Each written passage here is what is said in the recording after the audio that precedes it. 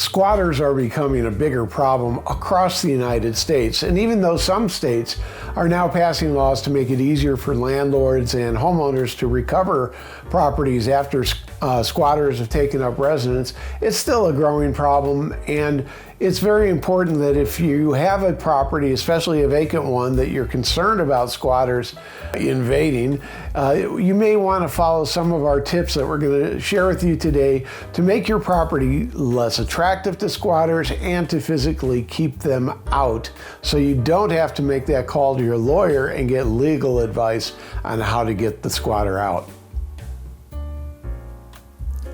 The most common property types targeted by squatters are single-family homes and condos, preferably vacant. You don't have a lot of squatters moving in while you're at work and you come home for dinner and boom, they're there.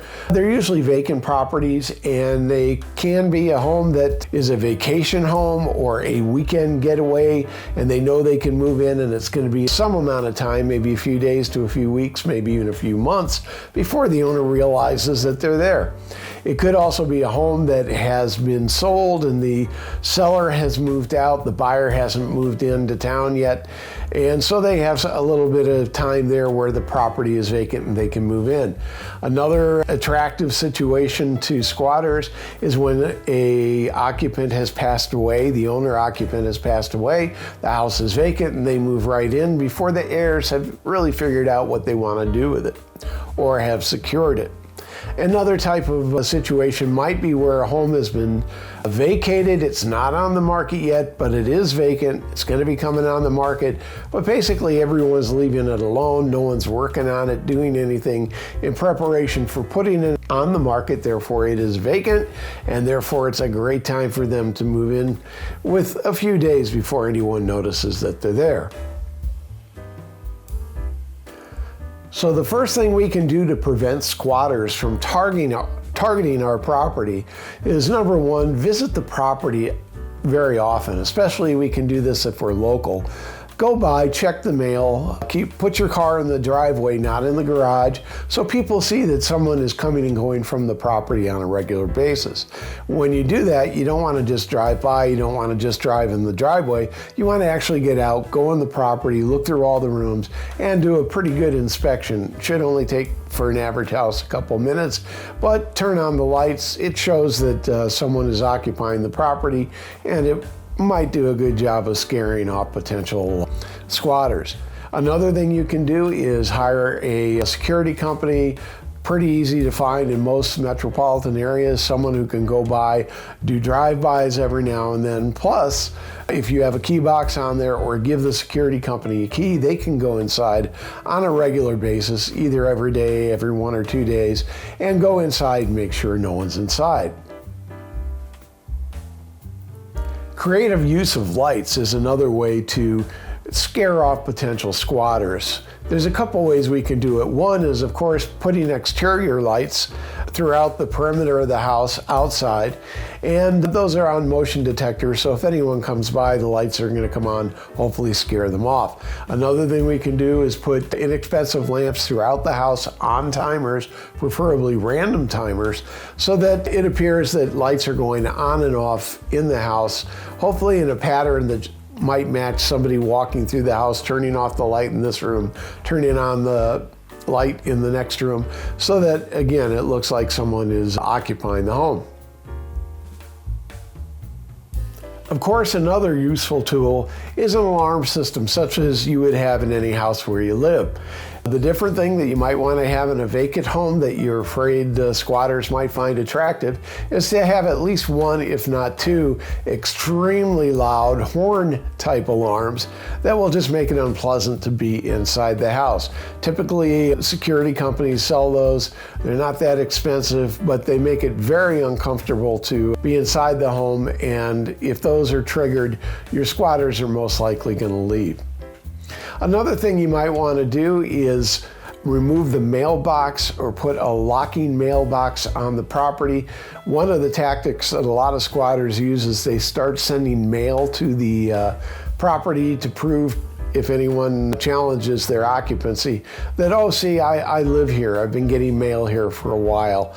Well, without a mailbox to deliver to, without a ability to access a locked mailbox, that makes it a little bit more difficult for them. If we've done everything we can to make our home unattractive to squatters, they still may want to try to get in. And so we want to harden our property.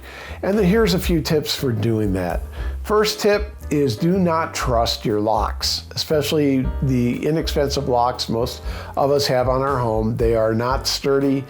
Someone told me many years ago a lock was meant to keep an honest person out because a dishonest person is going to find a way to break through it anyway. And that's especially true with home locks. They are not sturdy. They can be easily defeated with a hammer, with a crowbar. So you want to have some other methods other than just a flimsy lock to secure points of entry. Starting at the driveway, you want to, if you don't have a lockable gate, you want to put up a cable or some other device, a pipe, anything you can across your driveway to keep vehicles from entering. Most squatters do have vehicles, and they will use those vehicles to move in and maybe even to move out your furniture if you have any in there. But vehicles are part of their equipment, so keep them from getting into your driveway. That will further make your home less attractive to them. The next thing you want to do is talk to somebody, either a security company, a local real estate agent, someone who will know about what's available in your area for securing windows and doors. There are products that can be custom assembled for your specific home, for your specific size windows and doors, that keep them pretty secured from the outside. So you don't have to worry about someone breaking through your window, kicking in your door. There's a nice hard covering on the outside.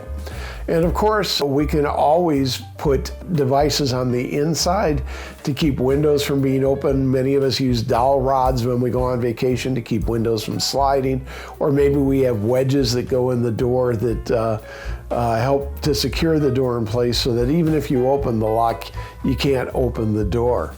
So those are things that we can do to make it harder to get into the interior of the house. And of course, we would always want to make sure that we have sensors on all the points of entry or potential points of entry so that alarms can go off if anyone tries to get in. And again, I recommend having at least one loud horn and letting that be loud enough that it scares anyone away.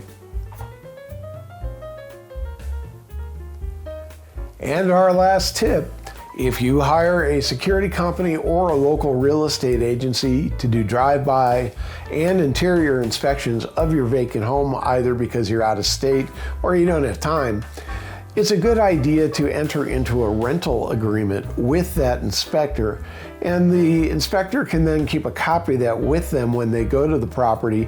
If the neighbors don't know the inspector and call the police, or if there are squatters in the property and they call the police, it's a document that the inspector can show to the police to say, yeah, I am authorized to be here.